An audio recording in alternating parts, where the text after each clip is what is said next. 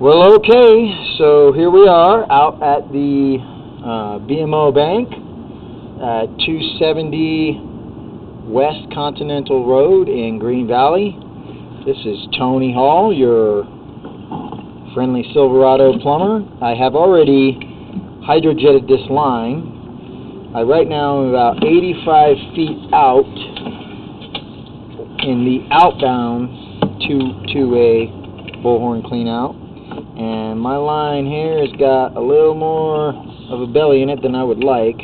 As I was pushing in there, this line does have a pretty good deal of sludge in it, and it's just dirt and sand and gravel, very similar to what's laying up here around the cleanout. And right now, you can catch little glimpses of the pipe. The pipe's not all that full, and sometimes my camera can get up on the top of the sludge and get a look like this.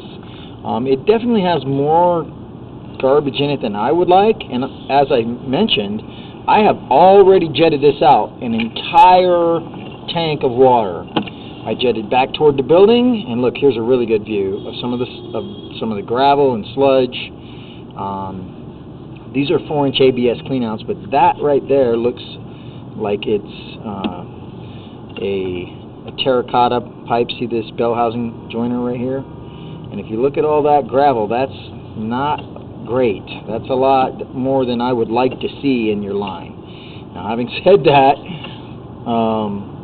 you know, hydrojetting that much crap out of your line is extremely time-consuming and expensive because you just have to, you know, push your head through there really slowly and like a bulldozer try and blow that stuff down pipe. And like I say, I have already hydrojetted. Now here we are at 70 feet, and I've got a little bit more of a belly than I'd like to see. Now that's not as bad as it might seem, because my camera sits up off the bottom of the pipe about 3/4 of an inch.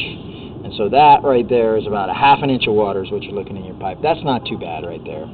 But it does vary back and forth, and it's, you know, you're getting like little dams from all this crap. Now that right there looks like a doggone rock. Look at that. Let me get closer to that if I can. Yeah, look at that. I mean, that's doggone, those are pretty good sized pebbles right there. And who the hell knows how this stuff gets into your line.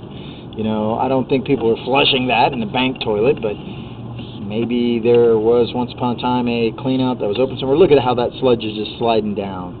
That right there is just like sand, you know. Looks to me like it's like asphalt sand, and it's really super hard to push that stuff through the pipe with your jetter.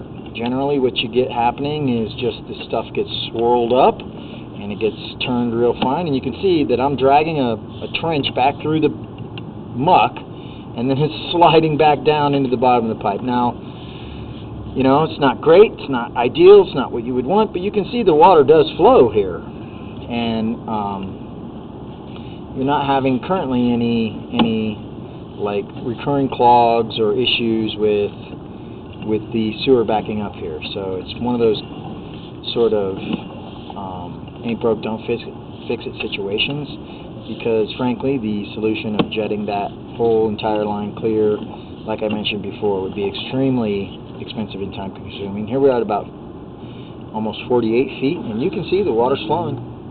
There's always a little bit of water that's going to be trickling in, and I'm pretty sure this cleanout heads out over past the KFC and then joins that little side street over there. It was the only place I could find any evidence of sewer anywhere in this vicinity. I did look all around in both the streets and could not locate a manhole cover to save my life anywhere, which is sort of unfortunate. I like to find out where exactly is this sewer pipe gone, but this is definitely going in the outbound, because when I'm pulling back I can see the water trickling the other direction. So I did get this way out there to outbound. I did not, and that was almost 86 feet, and I still couldn't push it any further, and I couldn't find the city sewer man. So you're pretty good distance from the city sewer man in the street over there, and that's why I'm leaning towards, goes out past the KFC there. Looks like there's a little turn here, and look how clean that piece of terracotta is.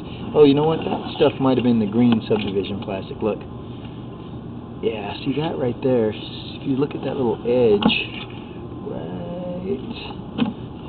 right there at the top, of that pipe where those two join. That looks like about a 45-degree turn. There's a little bit of almost a green shade to that. Might be the subdivision plastic. This is definitely terracotta right here. And we're only at 30 feet from this clean out. This is definitely terracotta, and it looks a lot cleaner, doesn't it? It might be steeper. This stuff might have, it looks like there may have been a little root intrusions there. Right there, a little leftover. But it's pretty clean after that 4,000 PSI hydrojetting. And look here, here's a pretty good deal again of gravel.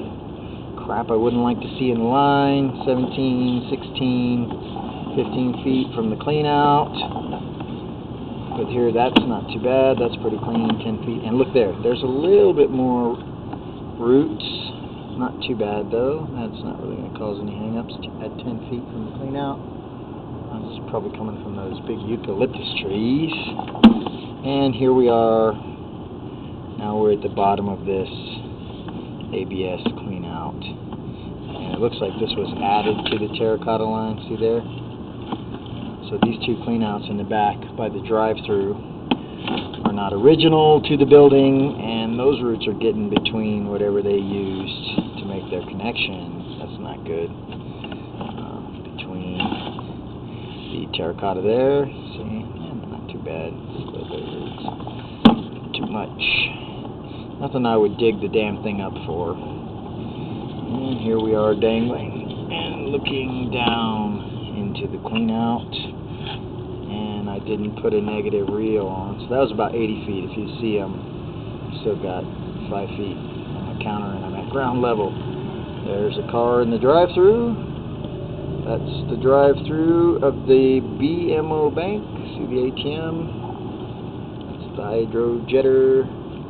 And here's me, my ugly mug. Hi, Mom. All right, we'll see you later.